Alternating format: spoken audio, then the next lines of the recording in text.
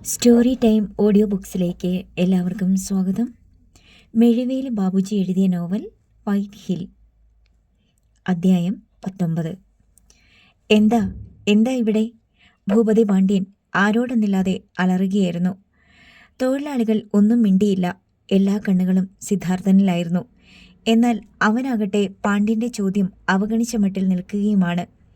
ചോദിച്ചത് കേട്ടില്ലടാ, നീയൊക്കെ ജോലി ചെയ്യാനുള്ളതിന് പകരം ആർക്ക് വായ്ക്കരിയിടാൻ കൂട്ടം കൂടി പോവുകയാണെന്ന്. ഇത്തവണ സിദ്ധാർത്ഥൻ്റെ നാവനങ്ങി. വായ്ക്കരിയിടാൻ ഇന്ന് നമ്മുടെ മുന്നിൽ 2 ശവങ്ങൾ ഉണ്ടല്ലോ ചിന്ന മുതലാളി. ഇത് പക്ഷേ കാര്യം അതല്ല. ഞങ്ങൾ മാനേജർ സാറിനെ കണ്ട് ഒരു വിവരം അറിയിക്കാൻ പോവുകയാണ്. അതെന്താണെന്നാണ് അറിയേണ്ടത്. വീരലക്ഷ്മി അവൻ്റെ മുഖത്തു നിന്ന് ദൃഷ്ടികൾ പിൻവലിക്കാതെ മുന്നോട്ട് ചെന്നു. സിദ്ധാർത്ഥനും 2 ചുവടുകൾ മുന്നിലേക്ക് നീക്കി. വീരലക്ഷ്മിയുടെ കണ്ണുകളിൽ 2 കുഞ്ഞു സർപ്പങ്ങൾ കിടന്ന് പൊളയുന്നുണ്ടെന്ന് തോന്നി സിദ്ധാർത്ഥന്. അവൾ ആരാണെന്നൊരു സൂചന ഇതിനിടയിൽ അവന് കിട്ടിയിരുന്നു. ഞങ്ങൾ തൊഴിലാളികൾ ഇവിടെ ഒരു യൂണിയൻ ആരംഭിക്കുകയാണ് മാഡം. അക്കാര്യം മാനേജർ സാറിനെ അറിയിക്കാനാണ് ഈ പോക്ക്. സംയമനത്തോടെയായിരുന്നു അവൻ്റെ സംസാരം. യൂണിയനോ? ഇവിടെ പറ്റത്തില്ല, ഭൂപതി പാണ്ഡ്യൻ പുച്ഛിച്ചു. അതെന്താ? എവിടെയും തൊഴിലാളികൾക്ക് സംഘടനയുണ്ടാക്കാൻ അവകാശമുണ്ട്. അവകാശം? കോപ്പ്! അവൻ ചുണ്ടുകൂട്ടി. മര്യാദയ്ക്ക് എല്ലാവരും പിരിഞ്ഞു പോയാൽ ഇവിടെ കുറേ ശവങ്ങൾ വീഴാതിരിക്കും. ഭൂപതി ചീറി. അതിനിടെ ഗുണ്ടകളിൽ ഒരാൾ അവൻ്റെ കാതിൽ മന്ത്രിച്ചു. ഇവനാ സിദ്ധു, നമ്മുടെ പടയാൻ മുതലാളിയെ തല്ലിയവൻ. ഭൂപതിയുടെ മുഖം വലിഞ്ഞു മുറുകി. 3 വരെ ഞാൻ എണ്ണും. അതിനുള്ളിൽ പിരിഞ്ഞു പോയില്ലെങ്കിൽ 300 വരെ എണ്ണിയാലും പ്രയോജനമില്ല മുതലാളി. പറയുന്നതിനിടയിൽ സിദ്ധാർത്ഥൻ ഇടം കണ്ണിട്ട് തൊഴിലാളികളെ നോക്കി. അവരാകെ പതറി നിൽക്കുകയാണ്. ഒരേറ്റുമുട്ടലുണ്ടായാൽ തിരിച്ചടിക്കാൻ ഇവർക്കാർക്കും ധൈര്യം ഉണ്ടാവില്ലെന്നു അവൻ ഉറപ്പായി. 1, 2, 3 ഭൂപതി എണ്ണി. ഒന്നും സംഭവിച്ചില്ല. അവന് കലിയിളകി. ഇന്നലെ വരെ തൻ്റെ മുന്നിൽ നേരെ നിൽക്കാൻ പോലും ഭയന്നിരുന്ന തൊഴിലാളികൾ ഇങ്ങനെ വിട്ടാൽ പറ്റില്ല. കൊല്ലട ഇവനെ, അവൻ ഗുണ്ടകളോട് കൽപ്പിച്ചു. അനിയ, ഒരു നിമിഷം. സിദ്ധാർത്ഥൻ കൈ ചൂണ്ടി. ഗുണ്ടകൾ നിന്നു. അവൻ പറഞ്ഞു, ഞങ്ങൾ കമ്പനിക്കെതിരെ പ്രവർത്തിക്കുകയോ ഇവിടെ പ്രകോപനപരമായ അന്തരീക്ഷം സൃഷ്ടിക്കുകയോ ചെയ്തിട്ടില്ല. സമാധാനപരമായി മാനേജരോട് സംസാരിക്കാൻ പോവുകയായിരുന്നു ഞങ്ങൾ. ഞങ്ങളെ എന്തിൻ്റെ പേരിലാണ് നിങ്ങൾ തടയുന്നതും അടിച്ചൊതുക്കാൻ ശ്രമിക്കുന്നതും?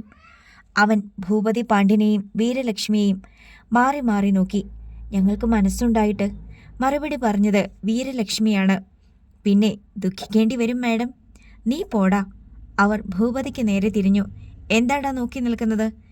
നിങ്ങൾക്ക് തലയ്ക്ക് സുഖമില്ലേ തള്ളേ? അതോ സ്വന്തം മക്കളെ കൊല്ലിച്ചേക്കാമെന്ന് നിങ്ങൾ ആർക്കെങ്കിലും വാക്കു കൊടുത്തിട്ടുണ്ടോ? സിദ്ധാർത്ഥൻ്റെ സ്വരം മാറി. ഇത്തവണ ഗുണ്ടകളോടലറിയത് വീരലക്ഷ്മിയാണ്. കൊന്നു തള്ളടാ ഇവനെ. അടുത്ത നിമിഷം ആയുധങ്ങളുടെ കിലുക്കം കേട്ടു സിദ്ധാർത്ഥൻ. കളരിയിൽ ആയുധങ്ങൾ കൂട്ടിമുട്ടുമ്പോൾ ഉണ്ടാകുന്ന ഒച്ച പോലെ തോന്നി അവന്. അവൻ്റെ മനസ്സും ശരീരവും ഒരുപോലെ ജാഗരൂകമായി. 2 അടി നീളമുള്ള അറ്റം വളഞ്ഞു കൂർത്ത തിരിപ്പാച്ചി വാളുമായി ഗുണ്ടാ നേതാവ് മിന്നൽ പോലെ തനിക്ക് നേരെ പാഞ്ഞു വരുന്നത് സിദ്ധാർത്ഥൻ കണ്ടു. ഗുണ്ട അവൻ്റെ കഴുത്ത് ലക്ഷ്യമാക്കി ആഞ്ഞുവെട്ടി. തൊഴിലാളികളുടെ കണ്ഠങ്ങളിൽ ഒരു നിലവിളി കുരുങ്ങി വീണു. പാമ്പ് ചീറ്റുന്നത് പോലെ വായുവിനെ പിളർന്ന് അവൻ്റെ കഴുത്തിന് നേരെ വാൾ വീശി വന്നു. മഞ്ഞുപാളിക്ക് മീതെ എന്നവണ്ണം സിദ്ധാർത്ഥൻ കാലുകൾ വിടർത്തി നിരക്കി താഴേക്കമർന്നു. അവൻ്റെ തലയ്ക്ക് മുകളിലൂടെ നൂൽ കനത്തിൽ ഒരു കാറ്റ് വീശിപ്പോയി. ഞൊടിയിടയിൽ ഇടം കൈ തറയിൽ കുത്തിക്കൊണ്ട് അവൻ വലതുകാൽ ആഞ്ഞു വീശി. ഒരു ഉരുക്കുവാർ തട്ടിയതുപോലെ ഗുണ്ടാ നേതാവ് മുന്നോട്ട് കമിഴ്ന്നു. സിദ്ധാർത്ഥന്റെ വലതുകൈ വാൾ പിടിച്ച കൈയിൽ ഒരു പൂട്ടുപോലെ മുറുകി. ഒറ്റത്തിരി അസ്ഥി പൊട്ടുന്നത് പോലെ ഒരൊച്ച. സിദ്ധാർത്ഥൻ നിവർന്നു. ഇടം കൈ നീട്ടി. ഗുണ്ടയുടെ കയ്യിൽ നിന്ന് പിടിവിട്ട വാൾ അവൻ്റെ കൈപ്പത്തിയിലേക്ക് വീണുകിട്ടി. അയാളെ ചവിട്ടിത്തള്ളി അവൻ ഒറ്റ കുതിപ്പായിരുന്നു. ഒരു പോരുകോഴി പറന്നു പൊങ്ങുന്നത് പോലെയാണ് മറ്റുള്ളവർക്ക് തോന്നിയത്. സിദ്ധാർത്ഥൻ കാൽ കുത്തിയത് ഭൂപതി പാണ്ഡ്യൻ്റെ തൊട്ടുമുന്നിൽ. ഒറ്റ നിമിഷം കൊണ്ടവൻ വാൾ വീശി. ഭൂപതിയുടെ കഴുത്തിന് പിന്നിലൂടെ വലിച്ചു പിടിച്ചു. ഭൂപതി കുതറി, കഴുത്ത് നീറി. രോഷവും അപമാനവും കടിച്ചമർത്തി നിൽക്കാനേ അവന് കഴിഞ്ഞുള്ളൂ. സകലരും കിടുങ്ങിപ്പോയി. സിദ്ധാർത്ഥൻ ഗുണ്ടകളോട് ഗർജിച്ചു. നിന്റെയൊക്കെ തന്തമാര് ഒറിജിനലാണെങ്കിൽ എന്നെയോ ഈ തൊഴിലാളികളെയോ ഒന്ന് തൊട്ട് കാണിച്ചേടാ. ആ നിമിഷം ഇവൻ്റെ കഴുത്തിലെ വാഴനാര് ഞാൻ കണ്ടിക്കും. പിന്നെ തേങ്ങ വലിച്ചിടും പോലെ ഇവൻ്റെ തലയറുത്ത് നിന്റെയൊക്കെ മുന്നിലേക്കിട്ട് തരും. ഗുണ്ടകൾ ശരിക്കും പതറി നിന്നു. ജീവിതത്തിൽ ആദ്യമായാണ് ഇങ്ങനെയൊരു കാഴ്ച. തൊഴിലാളികൾ ഒരുവൻ ചിന്ന മുതലാളിയെ, എടാ വീരലക്ഷ്മി വെട്ടിത്തിരിഞ്ഞു. നിനക്ക് ഇത്രയ്ക്ക് ധൈര്യമോ എൻ്റെ മോനെ തൊടാൻ? മിണ്ടരുത്. സിദ്ധാർത്ഥൻ കണ്ണുരുട്ടി. നിങ്ങളെപ്പോലെ നെയ്മുറ്റിയ ഒരു മാംസപിണ്ഡത്തിന് വെയിലത്ത് ചോര നീരാക്കി പണിയെടുക്കുന്ന പാവങ്ങളുടെ ബുദ്ധിമുട്ട് മനസ്സിലാകത്തില്ല. ഞങ്ങൾ അധ്വാനിക്കുന്നത് മാന്യമായി ശമ്പളം പോലും തരാത്ത നിങ്ങൾ കുറച്ചെങ്കിലും ഒന്ന് വിയർക്കുന്നത് നല്ലതാ. പിന്നെ കയ്യിലിരിപ്പ് മോശമാണെങ്കിൽ ഏത് പൊന്നുമോൻ്റെയും കഴുത്തിൽ ഇതുപോലെ ആയുധമിരിക്കും. ഒന്ന് നിർത്തി അവൻ അവജ്ഞയോടെ തുടർന്നു. അതെങ്ങനെ? മക്കളെ പേപ്പട്ടികളെ പോലെ വളർത്തുന്ന നിങ്ങൾക്ക് മനുഷ്യത്വവും മനുഷ്യ വിചാരങ്ങളുമുണ്ടോ? താൻ അത്രയും പേരുടെ മുന്നിൽ നഗ്നയാക്കപ്പെട്ടതുപോലെയാണ് വീരലക്ഷ്മിക്ക് തോന്നിയത്. അവർക്ക് കോപതാപങ്ങൾ താങ്ങാനാവാതെയായി. നോക്ക്, അവർ തൊഴിലാളികളോട് പല്ല് ഞെരിച്ചു. ഇവന്റെ കാര്യത്തിൽ ഒരു തീരുമാനമായി. ഇവന്റെ ഗീർവാണം കേട്ട് നിൽക്കുന്ന നിങ്ങൾക്ക് നാളെ ഈ ക്വാറിയിൽ പണി വേണമെങ്കിൽ പൊയ്ക്കോ വേഗം. പക്ഷേ ആരും അനങ്ങിയില്ല. വേരട്ടല്ലേ അമ്മച്ചി? പരിഹാസം നിറഞ്ഞതായിരുന്നു സിദ്ധാർത്ഥന്റെ ശബ്ദം. ഈ നിൽക്കുന്നവരിൽ ആർക്കെങ്കിലും ഒരാൾക്ക് ഇവിടെ ജോലിയില്ലാതായാൽ പിന്നെ ഈ ക്വാറി പ്രവർത്തിക്കില്ല. ഇതെന്റെ വാക്കാ. എടാ, അവർ കൈയോങ്ങി. ഞാൻ ആരാണെന്ന് നിനക്കറിയാമോ? എന്റെ ക്വാറിയിൽ നിന്ന് എന്നെ വെല്ലുവിളിക്കുന്നോടാ? എങ്കിൽ ക്വാറി എടുത്ത് തലയിൽ വെച്ചോണ്ട് നിന്നോ നിങ്ങൾ. പിന്നെ നിങ്ങൾ ശരിക്കും ആരാണെന്ന് ഈ നാട്ടിലെ പഴയ ആൾക്കാരോട് ചോദിച്ചാൽ ഒരു പക്ഷേ അറിയാൻ കഴിഞ്ഞേക്കും. സൂര്യതാപത്തിനൊപ്പം അവന്റെ വാക്കുകളും കത്തി. മര്യാദയുടെ പേരിൽ ഞാൻ പറയുകയാ. ഞാനിവിടെ യൂണിയൻ ഉണ്ടാക്കുന്നത് നിങ്ങൾ അർഹമായ അവകാശങ്ങൾ തരാത്തത് കൊണ്ട് മാത്രമാ. അതിനെതിരെ നിൽക്കാമെന്ന് കരുതിയാൽ നിങ്ങൾ തോറ്റുപോകും തള്ളേ. തള്ളയോ? അവർ പല്ലിഞ്ഞരിച്ചു. പിന്നെ 2-3 മക്കൾക്ക് ജന്മം കൊടുത്ത നിങ്ങളെ കുമാരിയെന്ന് വിളിക്കാൻ പറ്റുമോ? തൊഴിലാളികളുടെ മുഖത്ത് ചിരി പടർന്നു. അത് വീരലക്ഷ്മിയെ ചൊടിപ്പിച്ചു. അവർ പല്ല് കടിച്ച് നിന്ന് വിറച്ചു. തൻ്റെ ഓഫീസ് റൂമിലിരുന്ന് ഇതെല്ലാം കാണുന്നുണ്ടായിരുന്നു മാനേജർ രാജഗുരു. താൻ ഇടപെടേണ്ട സമയമായെന്ന് അയാൾക്ക് തോന്നി. അല്ലെങ്കിൽ സിദ്ധാർത്ഥൻ എന്തെങ്കിലും അവിവേകം പ്രവർത്തിച്ചാലോ? വിവരം അപ്പോൾ അറിഞ്ഞ മട്ടിൽ രാജഗുരു പാഞ്ഞെത്തി. എന്താണിവിടെ ആൾക്കൂട്ടം? മുന്നിലെ കാഴ്ച കണ്ട് അയാൾ അമ്പരപ്പ് ഭാവിച്ചു. സിധു, എന്താ ഇത്? ആരുടെ മുന്നിലാണ് നീ നിൽക്കുന്നതെന്നറിയാമോ? മാറ്റടാ വാള്, അയാൾ ആജ്ഞാപിച്ചു. പക്ഷേ സിദ്ധാർത്ഥൻ അനുസരിച്ചില്ല. താനൊക്കെ ഇവിടെ മാനേജരായിരുന്നിട്ട് എന്താടോ കാര്യം? വീരലക്ഷ്മിയുടെ രോഷം അയാൾക്ക് നേരെയായി. ഇവനൊക്കെ ഇത്തരം തെമ്മാടിത്തരത്തിന് ഒരുങ്ങുകയാണെന്ന് തനിക്ക് നേരത്തെ അറിയാൻ കഴിഞ്ഞില്ലേ? ഇല്ല മാഡം, അയാൾ തലകുനിച്ചു. ഭൂപതി പാണ്ഡ്യന് എന്തൊക്കെയോ പറയണമെന്നുണ്ട്. പക്ഷേ കഴുത്തിൽ വാളിരിക്കുന്നതിനാൽ അവൻ ഭയന്ന് നിൽക്കുകയാണ്. രാജഗുരു വീണ്ടും സിദ്ധാർത്ഥന്റെ നേരെ തിരിഞ്ഞു. എടാ, വാളു മാറ്റാൻ. മാറ്റാം. പക്ഷേ എന്റെയോ ഇവരുടെയോ ശരീരത്തിൽ ആരെങ്കിലും തൊട്ടാൽ മുന്നിൽ നിൽക്കുന്നത് മുതലാളിയാണെന്നൊന്നും ഞാൻ നോക്കത്തില്ല. തല താഴേക്കിടന്നുരുളും. സമ്മതിച്ചോ? സമ്മതം. നിങ്ങളെ ആരും ഒന്നും ചെയ്യത്തില്ല. ഓക്കെ? തലയിളക്കിക്കൊണ്ടവൻ ഭൂപതി പാണ്ഡ്യന്റെ ഗുണ്ടകളെ നോക്കി. നിന്റെയൊക്കെ കയ്യിലിരിക്കുന്ന ആയുധങ്ങൾ ഇങ്ങോട്ടിട്ടതാടാ എൻ്റെ മുന്നിലേക്ക്. അവർ മടിച്ചു. പറഞ്ഞു കൊടുക്കടാ ഭൂപതി. ഒരു പക്ഷേ നിന്റെ തല വീഴുന്നത് കാണാനായിരിക്കും ഇവർക്കും ആഗ്രഹം അല്ലേ? ഭൂപതി കണ്ണുകൾ കൊണ്ടൊരടയാളം ഗുണ്ടകൾക്ക് നൽകി. ആയുധങ്ങൾ ഓരോന്നായി സിദ്ധാർത്ഥന്റെ കാൽക്കലേക്ക് വീണു. അവൻ അത് കാൽ കൊണ്ട് നീക്കി തൊഴിലാളികൾക്കടുത്തേക്കിട്ടു. ഈ ആയുധങ്ങൾ എടുത്ത് സൂക്ഷിച്ചോ. അവർ ഇനിയും ഇങ്ങനെ വന്നെന്നിരിക്കും.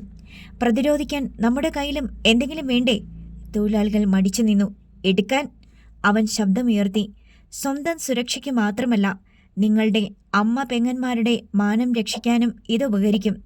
സത്യദാസ് പെട്ടെന്ന് മുന്നോട്ട് നീങ്ങി. എനിക്ക് വേണമിത്, എൻ്റെ കുടുംബത്തിൻ്റെ രക്ഷയ്ക്ക്.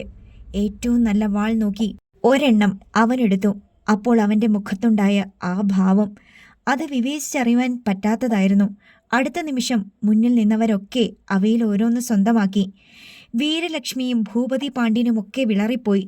തൊഴിലാളികൾ തങ്ങൾക്കെതിരാണ് എന്ന യാഥാർത്ഥ്യം അവർ തിരിച്ചറിയുകയായിരുന്നു.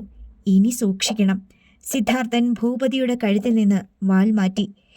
ഇത് നിങ്ങൾക്കുള്ള അവസാന മുന്നറിയിപ്പാണ്. അത് ബോധ്യപ്പെടുത്താൻ ഒരവസരം ഉണ്ടാക്കിയതിന് നന്ദി. അവൻ ചിരിച്ചു. എടാ, നീ എൻ്റെ കഴുത്തിൽ കത്തിവെച്ചു. ഇനി നിന്റെ കഴുത്തിനു മേൽ ആ തല കാണത്തില്ല. പറയുന്നത് ഭൂപതിയാ. സിദ്ധാർത്ഥൻ ആ വാക്കുകൾ അവഗണിച്ചു. വെറുതെ ഗുണ്ടകളുടെ മസിൽ പവർ കണ്ട് അഹങ്കരിക്കല്ലേ ഭൂപതി. ഇടിമുഴക്കമായി മാറി അവന്റെ ശബ്ദം. ഇത്രയും പേരെ സാക്ഷി നിർത്തി ഞാൻ നിന്നോട് ചോദിക്കുകയാണ്. അച്ഛന് അർഹതപ്പെട്ടിട്ടുണ്ടായവനാണ് നീയെങ്കിൽ വലിയ ശക്തിമാനെന്ന് അഹങ്കരിക്കുന്ന നിനക്ക് എന്നോട് ഏറ്റുമുട്ടി വിജയിക്കാമോടോ? ഒറ്റയ്ക്ക് ഇവരുടെ മുന്നിൽ വച്ച് ഈ ഉച്ചനേരത്ത്? ഈ ഗുണ്ടകളുടെ പിൻബലമില്ലാതെ നിനക്കെന്നെ ജയിക്കാനായാൽ ആ നിമിഷം ഞാൻ ഈ ക്വാറി വിട്ടുപോകും. എന്താടാ? തിരുപ്പാച്ചി വാൾ പിന്നിൽ നിന്ന ഒരുവനെ ഏൽപ്പിച്ചിട്ട് സിദ്ധാർത്ഥൻ ഭൂപതിയെ കൈയാട്ടി വിളിച്ചു. പതറിപ്പോയി ഭൂപതി പാണ്ഡ്യൻ. ഒന്നും മിണ്ടാനാവാതെ അവൻ വെട്ടിത്തിരിഞ്ഞു. റേഞ്ച് റോവറിൽ കയറി. അത് സ്റ്റാർട്ടായി മുന്നോട്ട് കുതിച്ചു. സിദ്ധാർത്ഥന് നേരെ അവൻ ചാടി മാറി. തൊഴിലാളികളും അവർക്കിടയിലൂടെ അത് പാഞ്ഞുപോയി. താൻ വരണം ബംഗ്ലാവിലേക്ക്. രാജഗുരുവിനോട് കൽപ്പിച്ചിട്ട് വീരലക്ഷ്മിയും ബെൻസിൽ കയറി. ഗുണ്ടകൾ ജീപ്പുകളിലും. വാഹനങ്ങൾ ഓരോന്നായി പൊടി പറത്തിക്കൊണ്ട് മടങ്ങിപ്പോയി. സിദ്ധു! തൊഴിലാളികൾ വിജയാരവത്തോടെ അവനെ തോളിലേറ്റി. രാജഗുരുവിന്റെ മുഖം സന്തോഷത്താൽ വികസിച്ചു. രഘുറാം മാത്രം ഒഴിഞ്ഞു മാറി നിന്നു. നിർത്ത്, നിർത്ത്! സിദ്ധാർത്ഥൻ കൈ ഉയർത്തി. അവർ അവനെ താഴെയിറക്കി. ഇപ്പോൾ നിങ്ങൾക്ക് മനസ്സിലായല്ലോ, ഇവിടെ ഒരു സംഘടന ഉണ്ടാകുന്നതിനെ മുതലാളിമാർ ഭയപ്പെടുന്നു. ഇനി നമ്മുടെ അർഹതപ്പെട്ട അവകാശങ്ങൾ അവർക്ക് തരാതിരിക്കാനാവില്ല. പക്ഷേ ഒന്ന് ശ്രദ്ധിക്കണം. ഇപ്പോൾ ഞാൻ മാത്രമല്ല, നിങ്ങൾ ഓരോരുത്തരും അവരുടെ ശത്രുക്കളാണ്. കുറച്ച് ദിവസത്തേക്ക് ആരും ഒറ്റയ്ക്ക് സഞ്ചരിക്കരുത്. അവന്റെ വാക്കുകൾ ജീവവായു പോലെ അവർ ഏറ്റെടുത്തു. നരസിംഹപ്പട്ടി കൂറ്റൻ ഗേറ്റിനു മുന്നിലേക്ക് വാഹനങ്ങൾ ഇരച്ചു വന്ന് ബ്രേക്കിട്ടു. വാച്ചർമാർ വേവലാതിയോടെ ഗേറ്റ് തുറന്നു. വാഹനങ്ങൾ മാർബിൾ വേയിലൂടെ അകത്തേക്ക് പാഞ്ഞു. ബംഗ്ലാവിന്റെ ആദ്യത്തെ പൂമുഖത്തിനു മുന്നിൽ അവ നിന്നു. കലിപൂണ്ട വീരലക്ഷ്മിയും ഭൂപതി പാണ്ഡ്യനും അകത്തേക്ക് നടന്നു. വാതിൽ രണ്ടായി പിളർന്നു നിരങ്ങി മാറി. യൂണിഫോം ധരിച്ച പരിചാരകർ ഓടിയെത്തി. വീരലക്ഷ്മി കൈ നീട്ടി അയാളുടെ കാരണത്തൊന്ന് പൊട്ടിച്ചു. അത് സിദ്ധാർത്ഥനായി അവർ മാറ്റിവെച്ച അടിയായിരുന്നു. കാര്യമറിയാതെ പരിചാരകർ മിഴിച്ചു നിന്നു. അകത്തേക്ക് പ്രവേശനമില്ല ഗുണ്ടകൾക്ക്. അവർ പൂമുഖത്ത് കാത്തുനിന്നു. എത്രയും വേഗം അകത്തു നിന്നൊരു ഉത്തരവുണ്ടായേക്കും. വീരലക്ഷ്മിയും ഭൂപതി പാണ്ഡ്യനും വിശാലമായ ദർബാർ ഹാളിൽ നിന്ന് വലത്തേക്ക് തിരിഞ്ഞു. 6 പടയാന്റെ റൂമിനടുത്തേക്ക്. മദ്യസേവയോടു കൂടിയുള്ള ഉച്ചഭക്ഷണത്തിന് ശേഷം നേർത്ത മയക്കത്തിലായിരുന്നു അവൻ. പടയാനെ! മുറിയിലേക്ക് കടന്നതും വീരലക്ഷ്മി വിളിച്ചു. ഒരു കരിമ്പുലിയുടെ മുരൾച്ച പോലെയായിരുന്നു അത്. പേക്കിനാവ് കണ്ടതുപോലെ 6 പടയൻ ഞെട്ടിയുണർന്നു. അമ്മയെയും അനുജനെയും പകച്ചു നോക്കി. അവർ ഇരുവരും കസേരകളിലിരുന്നു. പടതോറ്റു വിരണ്ടോടി വന്നതുപോലെയുള്ള അവരുടെ ഭാവം ബാൽക്കണിയിൽ നിന്ന് കണ്ടിരുന്നു ഉലകുമയിൽ. കാര്യമറിയാൻ അവളും പിന്നാലെ വന്നു. എടാ! രോഷം ഒട്ടും ചോർന്നു പോകാതെയായിരുന്നു വീരലക്ഷ്മിയുടെ വിളി. എന്താ അമ്മേ? തലയിണയിലേക്ക് ഇടത് കൈമുട്ട് കുത്തി കൈപ്പത്തിയിൽ ശിരസ് താങ്ങി പടയാൻ അവർക്ക് അഭിമുഖമായി ചെരിഞ്ഞു കിടന്നു. നിനക്ക് വേണ്ടി ആ സിദ്ധുവിനെ ഞങ്ങൾ ബാക്കി വെക്കണോ വേണ്ടയോ? സിദ്ധു! പെട്ടെന്ന് 6 പടയാന്റെ ആലസ്യം പോയി. അവൻ എഴുന്നേറ്റിരുന്നു. മുഖത്തെ തൊലിയുരിഞ്ഞ ഭാഗത്തിനു മീതെ ഇളം കറുപ്പുള്ള ഒരു പാട മൂടിയിരുന്നു. അത്രയും പേരുടെ മുന്നിൽ വെച്ച് എനിക്കുണ്ടായ അപമാനം തീർക്കാൻ എനിക്കവനെ കിട്ടാതെ പറ്റുമോ? അവരുടെ മുന്നിൽ വെച്ച് തന്നെ എനിക്കവനെ കൊല്ലണം. വീരലക്ഷ്മിയും ഭൂപതി പാണ്ഡ്യനും മുഖാമുഖം നോക്കി. ഈ രോഷത്തിന്റെ കാര്യം അമ്മ പറ. ഉലകുമയിലും കാതോർത്ത് നിന്നു. വീരലക്ഷ്മി ഉണ്ടായത് പറഞ്ഞു. പടയാന്റെ അണപ്പല്ലുകൾ ചേർന്നമർന്നു. ഛേ, നിങ്ങൾ അത്രയും പേർ ഉണ്ടായിട്ട്? അവൻ ഭൂപതിയെ ദേഷ്യത്തോടെ നോക്കി. കഴുത്തിൽ കത്തിയിരിക്കുമ്പോൾ ഞാൻ എന്ത് ചെയ്യാനാ? തൊഴിലാളികളും അവൻ്റെ കൂടെ. അവനെ തൊട്ടിരുന്നെങ്കിൽ അവര് ഞങ്ങളെ തല്ലിയേനെ. ഭൂപതി ബാക്കി പറയാൻ സമ്മതിച്ചില്ല. 6 പടയൻ. തോറ്റു വന്നിട്ട് അതിനൊരു ന്യായം കണ്ടുപിടിക്കല്ലേ ഭൂപതി? നിങ്ങൾക്ക് രണ്ടാൾക്കും പറ്റിയില്ല, അത് പറ. വീരലക്ഷ്മിക്ക് രോഷം കൂടി. പടയാനെ, തൊഴിലാളികൾ ഇങ്ങനെ തിരിയാൻ കാരണം നീ ഒരുത്തനാ. കഴിഞ്ഞ ദിവസത്തെ സംഭവത്താൽ. പടയൻ പുച്ഛിച്ചു ചിരിച്ചു. അങ്ങാടിയിൽ തോറ്റതിന് അമ്മയോട് എന്നൊരു പഴഞ്ചൊല്ലുണ്ട്. ഇവിടെ നേരെ തിരിച്ച. ഉലകുമയിൽ എല്ലാം കേട്ടു നിന്നു. സിദ്ധു! ഏതായാലും അവനൊരു ധീരൻ തന്നെ. തൻ്റെ ഓർമ്മയിൽ ഇന്ന് വരെ ഇവിടെ ഇത്തരം പരാജയത്തിൻ്റെ രൗദ്രഭാവം കണ്ടിട്ടില്ല. അപ്പോൾ എന്തു വേണം? നീ പറ. വീരലക്ഷ്മി അസ്വസ്ഥയായി. പെട്ടെന്ന് ഇന്റർകോമിലൂടെ വാച്ചറുടെ ശബ്ദം കേട്ടു.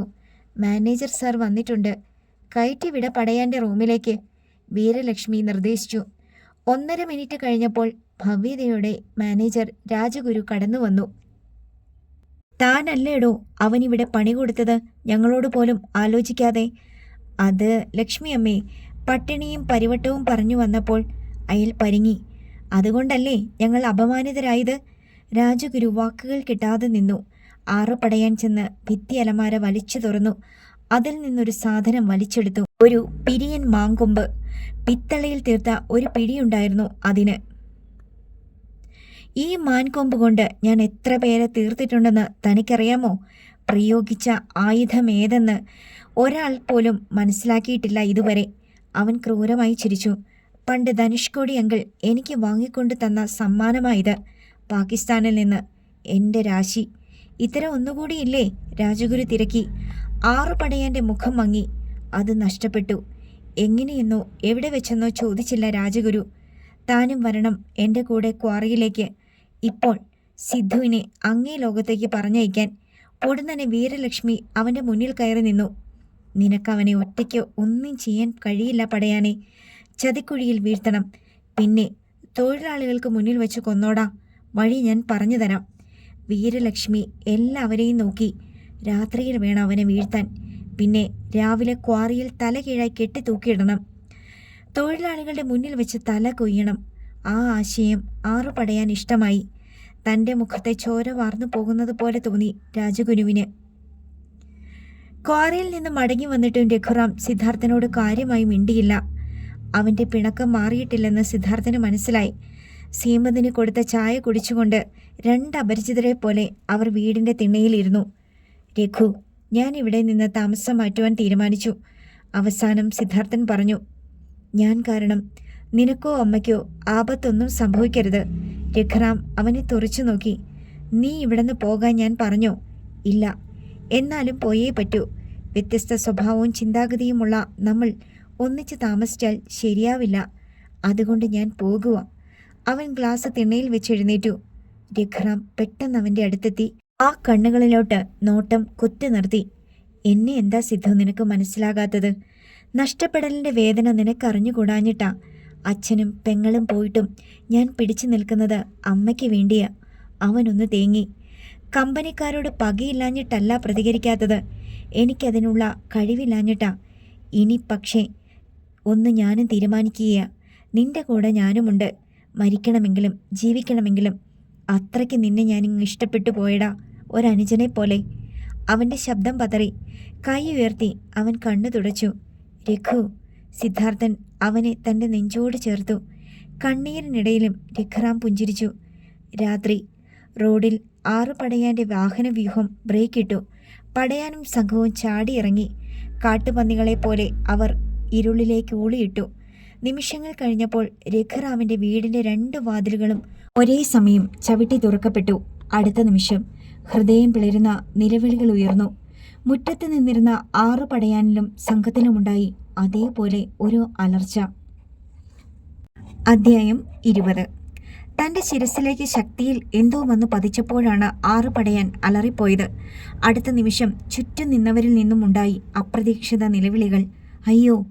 ഒപ്പം തങ്ങളുടെ ചുറ്റും തേങ്ങകൾ വീഴുന്നത് പോലെയുള്ള ഒച്ച. കല്ലുമഴ പെയ്യുന്നത് പോലെയാണ് പടയാന് തോന്നിയത്.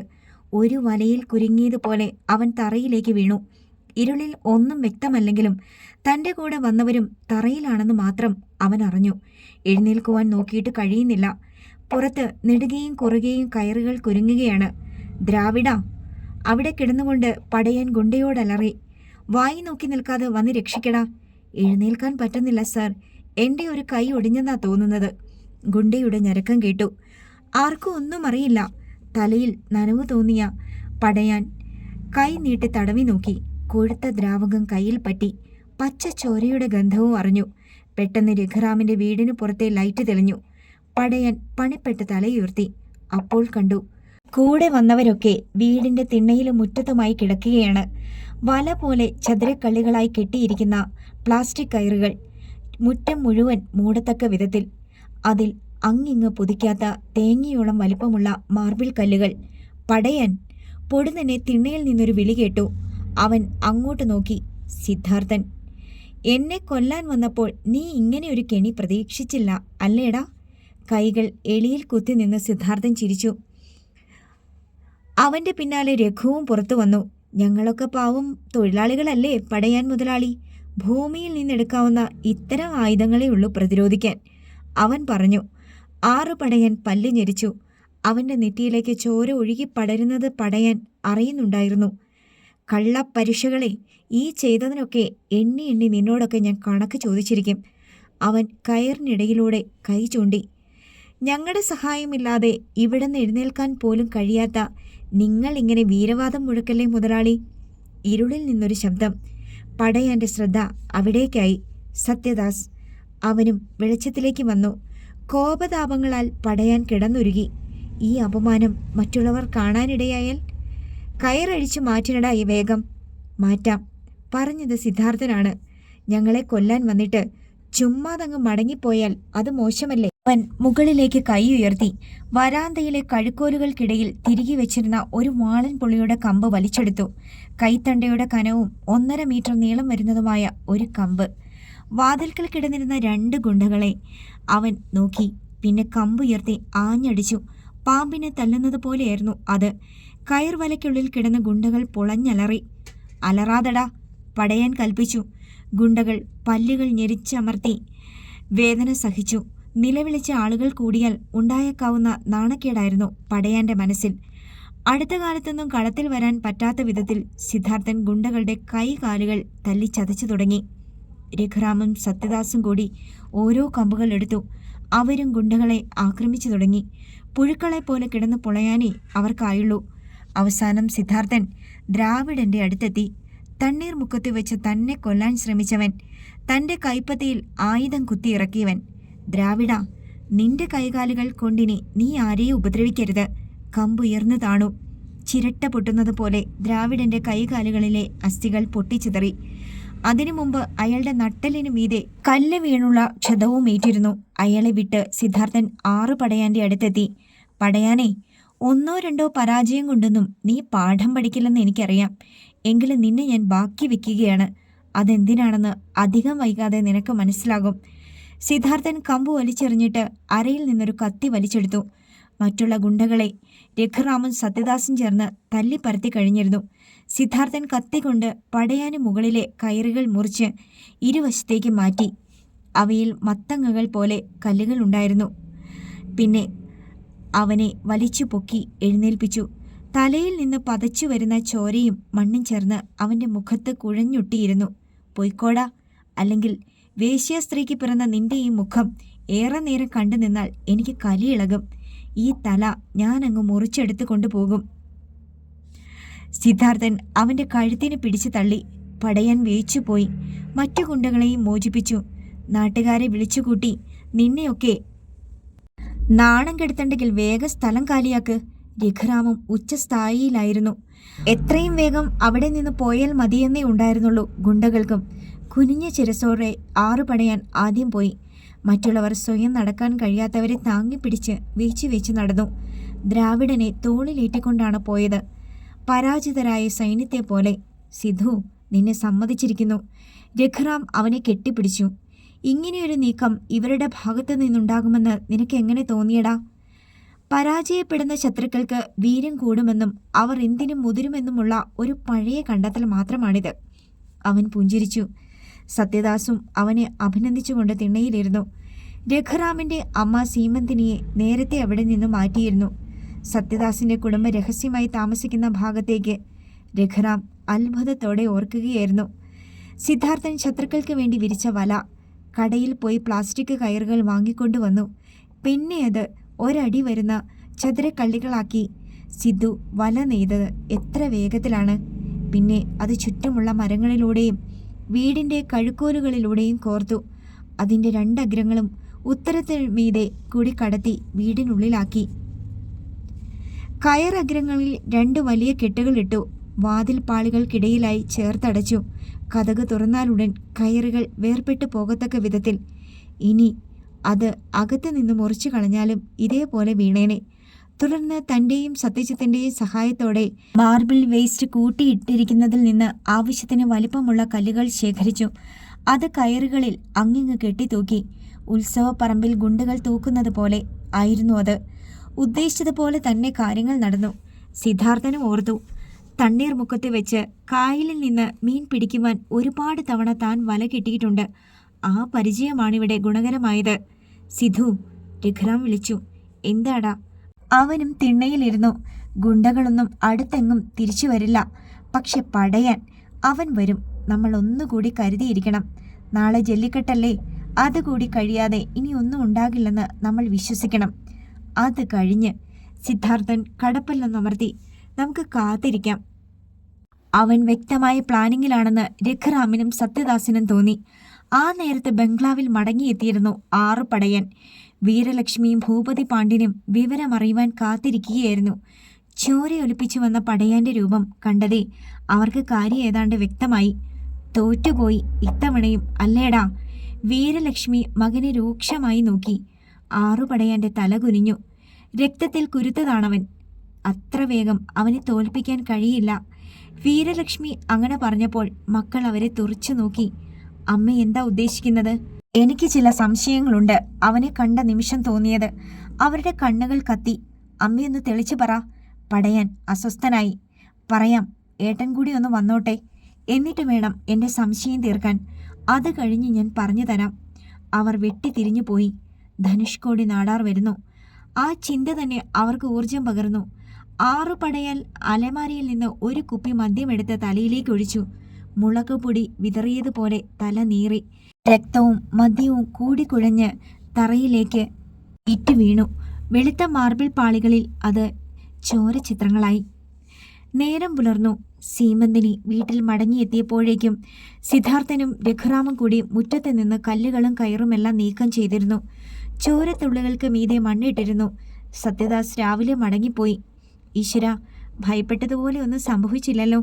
രാത്രി മുഴുവൻ ഞാൻ പ്രാർത്ഥിക്കുകയായിരുന്നു. സീമന്തിനി ദീർഘമായി ഒന്ന് നിശ്വസിച്ചു. സിദ്ധാർത്ഥനും രഘുറാമും പരസ്പരം നോക്കി പുഞ്ചിരിച്ചു. അന്ന് ജല്ലിക്കെട്ടായതിനാൽ ക്വാറിയിൽ പണിയില്ല. ഞാനും വരുന്നു ജല്ലിക്കെട്ട് കാണാൻ. കുളിക്കുന്നതിനിടയിൽ സിദ്ധാർത്ഥൻ പറഞ്ഞു, ദേ രഘു, നീ ആവശ്യമില്ലാത്ത പണിക്കൊന്നും ഇറങ്ങിയേക്കരുത്. അവൻ മുന്നറിയിപ്പ് നൽകി. രഘുറാം അവനെ തിരിഞ്ഞു നോക്കി. കുറേ കാലമായുള്ള എൻ്റെ ഒരു ആഗ്രഹമാണ് സിദ്ധു ഇത്. ഒരു കാളയെ കീഴ്പ്പെടുത്തി വിജയിക്കുക. അത് നിനക്ക് തരാനുള്ള പണത്തിനു വേണ്ടി മാത്രമല്ല കേട്ടോ. അവൻ തലയിളക്കി. മുത്തുമണികൾ പോലെ വെള്ളം തെറിച്ചു. കുറേ കാലം ഈ ആഘോഷം നിർത്തിവെച്ചിരുന്നു. ആളുകൾ മരിക്കുന്നുവെന്ന് പറഞ്ഞ്. കഴിഞ്ഞ 2-3 വർഷമേ ആയുള്ളൂ പുനരാരംഭിച്ചിട്ട്. സിദ്ധാർത്ഥൻ മിണ്ടാതെ നിന്നു. ഇനി എന്തു പറഞ്ഞാലും രഘുറാം പിന്തിരിയില്ലെന്ന് തോന്നി. കുളി കഴിഞ്ഞപ്പോഴേക്കും സത്യദാസ് എത്തി. സിദ്ധുവിനെ മാനേജർ സാർ വിളിക്കുന്നു. അദ്ദേഹം ക്വാറിയിലുണ്ട്. അവൻ അറിയിച്ചു. സിദ്ധാർത്ഥന്റെ പുരുകം ചുളിഞ്ഞു. എന്തിനാടാ? അത് പറഞ്ഞില്ല. എവിടെയോ പോകാനാണെന്ന് തോന്നുന്നു. സിദ്ധാർത്ഥൻ വേഗം പാൻസും ഷർട്ടും ധരിച്ചു. പെട്ടെന്നോർത്തതുപോലെ അച്ഛൻ്റെ ചുവന്ന കല്ലുള്ള കടുക്കനുകൾ എടുത്ത് പാൻസിൻ്റെ പോക്കറ്റിൽ വെച്ചു. പിന്നെ രഘുരാമനോട് പറഞ്ഞിട്ട് ക്വാറിയിലേക്ക് ചെന്നു. കാത്തിരിക്കുകയായിരുന്നു രാജഗുരു. വരൂ. അവനെ കണ്ടതും അയാൾ ഓഫീസിൽ നിന്നിറങ്ങി വന്ന് കാറിൽ കയറി. സിദ്ധാർത്ഥനും മറ്റാരും ഉണ്ടായിരുന്നില്ല. രാജഗുരു തന്നെയാണ് ഡ്രൈവ് ചെയ്തത്. നമ്മൾ എവിടേക്കാണ് സാർ? കാർ ശിവഗംഗ റൂട്ടിലൂടെ ഓടുന്നതിനിടയിൽ സിദ്ധാർത്ഥൻ തിരക്കി. പറയാം. കാർ ഒരു ലോറിയെ കടന്ന് മുന്നോട്ട് പാഞ്ഞു. റോഡിനിരുവശത്തും പുളിമരങ്ങൾ. 10 മിനിറ്റ് തിരുപ്പത്തൂർ എത്തി. കാർ ഇൻബൺ ടവർ ലോഡ്ജിലേക്ക് തിരിഞ്ഞു. സിദ്ധാർത്ഥന് ഒന്നും മനസ്സിലായില്ല. ഇറങ്ങ്. മതിൽക്കെട്ടിനുള്ളിൽ കാർ ഒതുക്കി നിർത്തിയിട്ട് ആദ്യം രാജഗുരു ഇറങ്ങി. ചുറ്റും ഒന്ന് നോക്കിക്കൊണ്ട് സിദ്ധാർത്ഥനും. രാജഗുരു ഒന്നും പറയാതെ ലോഡ്ജിനുള്ളിലേക്ക് നീങ്ങി. നേരെ ലിഫ്റ്റിനു മുന്നിലേക്ക്. സിദ്ധാർത്ഥന് പലവിധ സംശയങ്ങളുണ്ടായി. ലിഫ്റ്റിൽ അവർ 3-ാം നിലയിലെത്തി. നമ്മൾ ഇവിടെ വന്നത് എന്തിനാ സർ? ഇനി ചോദിക്കാതിരിക്കാൻ കഴിയില്ലായിരുന്നു സിദ്ധാർത്ഥന്. പേടിക്കാനൊന്നുമില്ല, കൂടെ ഞാനില്ലേ. പിന്നെ കാണാൻ പോവുകയല്ലേ പൂരം. അയാളുടെ മുഖത്തൊരു ചിരിയുണ്ടായിരുന്നു. ഇടനാഴിയിലൂടെ നടന്ന അവർ ഒരു വാതിലിന് മുന്നിൽ നിന്നു. രാജഗുരു 2 തവണ വാതിലിൽ തട്ടി. S come in. അകത്ത് നിന്ന് ഘനഗംഭീരമായ ശബ്ദം. രാജഗുരു വാതിലിൻ്റെ ഹാൻഡിലിൽ കൈവച്ചു. അത് തുറക്കപ്പെട്ടു. അകത്തേക്ക് കടന്ന സിദ്ധാർത്ഥൻ ഒരു പാമ്പിൻ കൂടിൽ അകപ്പെട്ടതുപോലെ ചകിതനായി. മുന്നിൽ DYSP യാസിർ അഹമ്മദ്, പിന്നെ നിക്സൺ പോളും കുമാരനും. രാജഗുരു വാതിൽ ചേർത്തടച്ച് ബോൾട്ടിട്ടു. വരണം സിദ്ധാർത്ഥൻ. യാസിർ അഹമ്മദ് അവനെ അടിമുടി ഒന്ന് നോക്കി. മാനേജർ തന്നെ കുരുക്കിയതാണോ? സിദ്ധാർത്ഥൻ അങ്ങനെയാണ് സംശയിച്ചത്. അവൻ്റെ കണ്ണുകൾ കിടക്കയിലിരിക്കുന്ന കുമാരനിൽ തറഞ്ഞു. പേടിക്കേണ്ട സിദ്ധു. കുമാരൻ ചിരിച്ചു. അവനൽപ്പം ആശ്വാസം തോന്നി. നിങ്ങളിരിക്കിൻ. നിക്സൺ പോൾ കസേരയ്ക്ക് നേരെ കൈ ചൂണ്ടി. രാജഗുരു ആദ്യം വരുന്നു. ഒന്നും മടിച്ചിട്ടാണെങ്കിലും സിദ്ധാർത്ഥനും. കാര്യങ്ങൾ ഏതാണ്ടൊക്കെ ഞങ്ങൾക്ക് മനസ്സിലായി സിദ്ധാർത്ഥ. അതുകൊണ്ടാണ് നിന്നെ നേരിൽ കാണണമെന്ന് ഞാൻ രാജഗുരുവിനോട് പറഞ്ഞത്. യാസിർ അഹമ്മദ് സംസാരിച്ചു. നീ ഇവിടെ വന്നതും മീശ വടിച്ചതും മുടി പറ്റെ വെട്ടിയതും ജോലിക്ക് കയറിയതുമൊക്കെ എന്തിനാണെന്ന് ഞങ്ങൾക്കറിയാം. പക്ഷേ ഇനിയും അറിയാത്തത് കുറേ കൂടിയുണ്ട്. അയാൾ ഒരു സിഗരറ്റിന് തീ കൊളുത്തി. ആദ്യം മുതൽ പറയണം. ആമഷാജിയുടെ മരണം, തുടർന്നുള്ള നിന്റെ രക്ഷപ്പെടൽ. ആമഷാജി. ആ പേര് കേട്ടപ്പോൾ തന്നെ സിദ്ധാർത്ഥന്റെ ഉടലിൽ ഒരു വിറയൽ ബാധിച്ചു. കണ്ണുകൾക്ക് മുമ്പിൽ ആ ദൃശ്യങ്ങൾ തെളിഞ്ഞു. വേമ്പനാട്ട് കായലിൽ മരണത്തിനും ജീവിതത്തിനുമിടയിലെ നൂൽപാലം പോലെയുള്ള നിമിഷങ്ങളിൽ ആമഷാജിയുമായി നടന്ന ഏറ്റുമുട്ടൽ.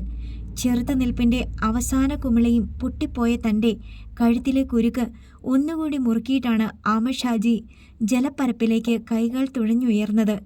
ശരീരത്തിൽ നിന്ന് പ്രാണൻ അടർന്നുപോയി കഴിഞ്ഞുള്ള മഹാശൂന്യതയും മനസ്സിൽ തെളിഞ്ഞ നിമിഷം. മൂക്കിലും വായിലും കലക്കവെള്ളം ഇരച്ചു കയറിക്കഴിഞ്ഞിരുന്നു. രക്ഷപ്പെടലിൻ്റെ ഒടുക്കത്തെ വെപ്രാളത്തിനിടയിൽ എങ്ങനെയോ കഴുത്തിലെ കയർ വലിച്ചകറ്റി. കായലിൽ അടിയൊഴുക്കുണ്ടായിരുന്നു. അതുകൊണ്ട് അല്പ അകലെയാണ് തുഴഞ്ഞു പൊങ്ങിയത്. വല്ല വിധേനയും കൽക്കെട്ടിൽ അള്ളിപ്പിടിച്ചു കയറി ഇരുന്നു. അല്പം കഴിഞ്ഞ് പഴയ സ്ഥാനത്തേക്ക് തിരിച്ചു നടന്നു. ഇരുളിൻ്റെ ഒരു പ്രതിമ പോലെ കൽക്കെട്ടിലിരിക്കുന്ന ആമഷാജി ആവേശം അഗ്നിയായി ചോരയിൽ തള്ളിയുയർന്നു. ഷാജിക്ക് നേരെ കുതിക്കാനാഞ്ഞതാണ് താൻ. തന്നെ കൊല്ലാൻ അവൻ വന്നതെന്തിനാണെന്നറിയുവാൻ. ആ നിമിഷമാണ് ഇരുളിൽ വെള്ളത്തിൽ ഒരു തിമിംഗലത്തിൻ്റെ പുളച്ചിൽ പോലെ കണ്ടത്. ലൈറ്റിടാതെ പാഞ്ഞു വന്ന് തിരിയുന്ന ഒരു സ്പീഡ് ബോട്ട്. പെട്ടെന്ന് താൻ ഒരു വാഴയുടെ പിന്നിലേക്ക് മാറി. ബോട്ടിൽ വന്നവർ ഷാജിയെ അതിനുള്ളിലേക്ക് പിടിച്ചിട്ട് കുത്തുന്നത് കണ്ടപ്പോൾ തിരിഞ്ഞോടി. ഇനി നാട്ടിൽ നിന്നാൽ താൻ പ്രതിയാകും എന്നുറപ്പായിരുന്നു. വീട്ടിൽ നിന്ന് അത്യാവശ്യം വേണ്ടതെല്ലാം എടുത്തു. കൊലയാളികൾ അപ്പോഴും പിന്നാലെ. സിദ്ധാർത്ഥൻ പോലീസ് ഉദ്യോഗസ്ഥരോട് എല്ലാം പറഞ്ഞു. തണ്ണീർമുക്കം ബണ്ടിനരികിൽ വെച്ച് അവർ എന്നെ കുത്തി. പക്ഷെ അല്പം മാറിപ്പോയി. മൽപ്പിടുത്തത്തിനിടയിൽ അവൻ തൻ്റെ കൈപ്പത്തി കാണിച്ചു. അവിടെ മുറിവുണങ്ങിയ പാട് അവർ കണ്ടു. ആമഷാജിയെ കൊന്നുവെന്ന് പറഞ്ഞ് താൻ അകത്തായാൽ അച്ഛൻ്റെ കൊലപാതക രഹസ്യം എന്നേക്കുമായി മൂടിപ്പോകും എന്നെനിക്ക് തോന്നി സാർ. അതുകൊണ്ട് ഞാൻ രക്ഷപ്പെട്ടു. എന്നെ അന്ന് കൊല്ലാൻ വന്നവരെ ഇവിടെ വെച്ച് ഞാൻ നേരിൽ കണ്ടു. അച്ഛൻ്റെ മരണരഹസ്യങ്ങൾ ഒട്ടുമുക്കാലും ഞാൻ തിരിച്ചറിഞ്ഞു കഴിഞ്ഞു. സിദ്ധാർത്ഥൻ വല്ലാതെ കിതച്ചു. നിക്സൺ പോൾ ഒരു കുപ്പി വെള്ളം അവന് കൊടുത്തു. സിദ്ധാർത്ഥൻ ആർത്തിയോടെ അത് കുടിച്ചു. കുപ്പി മേശപ്പുറത്ത് വെച്ചു. ഇനി എന്താണ് നിന്റെ ലക്ഷ്യം? ചോദിച്ചത് കുമാരനാണ്. പലതുമുണ്ട്. അതിലാദ്യത്തേത് അച്ഛൻ്റെ കൊലയാളികൾ തന്നെ. മുന്നിൽ നിരത്തി നിർത്തും അവരെ ഞാൻ. എന്നിട്ട് പറയിപ്പിക്കും എന്തിനാ എൻ്റെ അച്ഛനെ കൊന്നെന്ന്. അതിനുശേഷം അവൻ്റെ മുഖം വല്ലാതെ മുറുകി. പല്ലുകൾ ഞെരിഞ്ഞമരുന്ന ഒച്ച അവർ കേട്ടു. സിധു, കുമാരൻ വിളിച്ചു. ചോരയ്ക്ക് ചോര കൊണ്ടൊരു കണക്ക് തീർക്കാനാണ് നിന്റെ ഉദ്ദേശമെങ്കിൽ അതിന് ഞങ്ങൾ സമ്മതിക്കില്ല. ഇപ്പോൾ നിന്റെ കൂടെ ഞങ്ങളുമുണ്ട്. നിയമം അനുവദിക്കുന്ന പരമാവധി ശിക്ഷ കൊലയാളികൾക്ക് നൽകുവാൻ ഞങ്ങളും സഹായിക്കാം. വേണ്ട സാർ, അത്തരം ഒരു ശിക്ഷയല്ല എൻ്റെ ഉള്ളിലുള്ളത്. ഇപ്പോൾ ചക്രവർത്തിമാരെ പോലെ കഴിയുന്ന അവർ നാളെ ഭിക്ഷക്കാരായാൽ എങ്ങനെയിരിക്കും?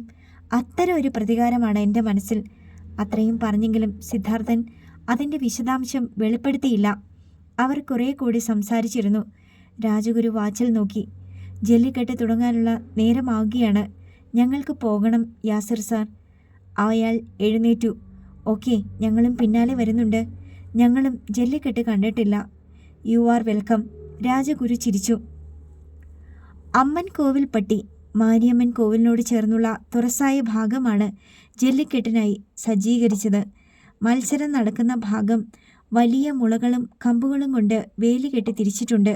ഒരിടുങ്ങിയ ഭാഗത്തുകൂടിയാണ് കാളകളെ ഗ്രൗണ്ടിലേക്ക് കടത്തിവിടുന്നത്. വിശിഷ്ടാതിഥികൾക്കിരിക്കാനായി ഉയർന്ന സ്റ്റേജും കസേരകളും ഒരുക്കിയിട്ടുണ്ട്. അവിടെ ഒരു മേശപ്പുറത്ത് സ്വർണ്ണ നിറത്തിലുള്ള ഒരു ട്രോഫി വേൽനാളങ്ങളേറ്റു തിളങ്ങി. ആളുകൾ വേലികൾക്ക് ചുറ്റും തിങ്ങിക്കൂടി തുടങ്ങി.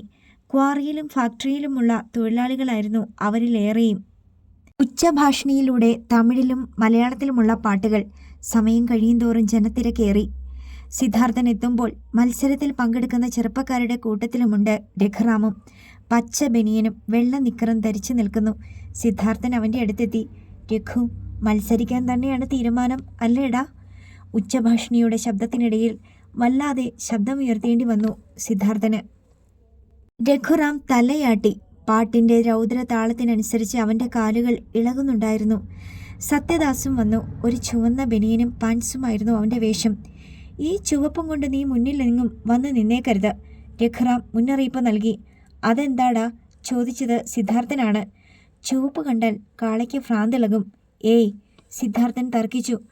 കാളകൾക്ക് ഒരു നിറവും വ്യക്തമാകില്ലെന്ന ശാസ്ത്രജ്ഞന്മാർ പറയുന്നത്. അതെന്തുമാകട്ടെ, ചുവപ്പിട്ടുകൊണ്ട് മുന്നിൽ ചെന്ന് നിന്നാൽ കാണാൻ കളി. പെട്ടെന്ന് സത്യദാസ് അവനെ തോണ്ടി. നോക്ക്, സ്റ്റേജിന് താഴെ വന്ന് നിൽക്കുന്ന റേഞ്ച് റോവർ കണ്ടു.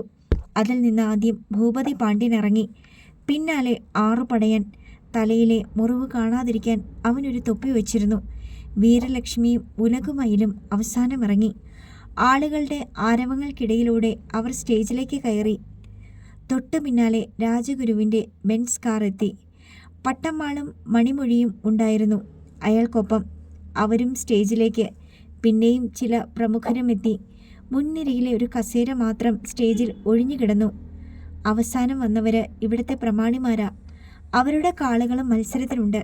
പക്ഷേ കഴിഞ്ഞ 2 വർഷവും 1-ാം സ്ഥാനത്തെത്തിയത് പെരിയോരുടെ കാളയാ. സത്യദാസ് സിദ്ധാർത്ഥനെ മനസ്സിലാക്കി. മത്സരം ആരംഭിക്കുന്നതിൻ്റെ അനൗൺസ്മെൻറ്റ് മലയാളത്തിലും തമിഴിലും മുഴങ്ങി. കാളകളെയും മത്സരാർത്ഥികളെയും നിരീക്ഷിക്കാൻ പ്രത്യേകം ആളുകളുണ്ട്. അടുത്ത അനൗൺസ്മെൻറ്റ്: നമ്മുടെ പെരിയോരുടെ അകാല നിര്യാണത്തിൽ ഈ മത്സരത്തിൻ്റെ ഉദ്ഘാടനത്തിനായി അദ്ദേഹത്തിൻ്റെ പത്നി വീരലക്ഷ്മി അവർകളെ ഭക്ത്യാദരപൂർവ്വം ക്ഷണിച്ചുകൊള്ളുന്നു. പച്ചപ്പട്ടിലും സ്വർണത്തിലും പൊതിഞ്ഞ ഒരു ജ്വാല പോലെ വീരലക്ഷ്മി എഴുന്നേറ്റു. വണക്കം. അവർ എല്ലാവരെയും നോക്കി കൈകൂപ്പി. ഇന്നിവിടെ ഈ മത്സരത്തിന് കൊടിയുയർത്തേണ്ടിയിരുന്നത് നമ്മുടെയെല്ലാം പ്രിയപ്പെട്ട പെരിയോർ അവർകളായിരുന്നു. പക്ഷേ വിധിഹിതം എന്നല്ലാതെ എന്തു പറയാൻ? ഒരു വാഹനാപകടത്തിൻ്റെ രൂപത്തിൽ അദ്ദേഹത്തെ ഈശ്വരൻ നമ്മിൽ നിന്ന് അകറ്റിക്കൊണ്ടുപോയി. അദ്ദേഹത്തോടുള്ള എല്ലാ ആദരവും മുൻനിർത്തിക്കൊണ്ട് ഞാൻ ഈ ജല്ലിക്കെട്ട് ഉദ്ഘാടനം ചെയ്യുന്നതായി അറിയിക്കുകയാണ്. ഒപ്പം മറ്റൊരു കാര്യം കൂടി. ഇന്ന് ഈ മത്സരത്തിൽ വിജയിക്കുന്ന പോരാളിക്ക് പെരിയോരുടെ പേരിൽ 5 ലക്ഷം രൂപയുടെ സമ്മാനം കൂടി ഞാൻ പ്രഖ്യാപിക്കുകയാണ്. നീണ്ടു നിന്ന കരഘോഷം. അതിനിടയിൽ സ്റ്റേജിന് താഴെ ഒരു കാർ കൂടി വന്നു നിന്നു. ജഗ്വാർ XF-ൻ്റെ ഒരു തൂവെള്ള കാർ. ധനുഷ് കോടി നാടാർ. സത്യദാസ് പറയുന്നത് സിദ്ധാർത്ഥൻ കേട്ടു. സിദ്ധാർത്ഥൻ അവിടേക്ക് നോക്കി നിന്നു. പെട്ടെന്ന് ഡ്രൈവർ ഇറങ്ങി. ആദരവോടെ പിന്നിലെ ഡോർ തുറന്നു പിടിച്ചു. കാവിയിൽ പൊതിഞ്ഞ ഒരാൾ പുറത്തിറങ്ങി. നാടാർ അവർകൾ. വാഴ്കെ, ജനം വിളിച്ചു പറഞ്ഞു. പഞ്ഞി പോലെയുള്ള താടിയും മുടിയും സ്വർണ്ണ ഫ്രെയിമുള്ള കണ്ണടയും. വിശ്വാസം വരാതെ സിദ്ധാർത്ഥൻ വീണ്ടും വീണ്ടും നോക്കി. അവൻ്റെ ഉള്ളിൽ അമ്പരപ്പ് തിര പോലെ തള്ളിയുയർന്നു. ശുക്രനങ്കിൾ. അവൻ്റെ പല്ലുകൾക്കിടയിൽ ആ ശബ്ദം ചതഞ്ഞരഞ്ഞു. അടുത്ത ഭാഗം നാളെ.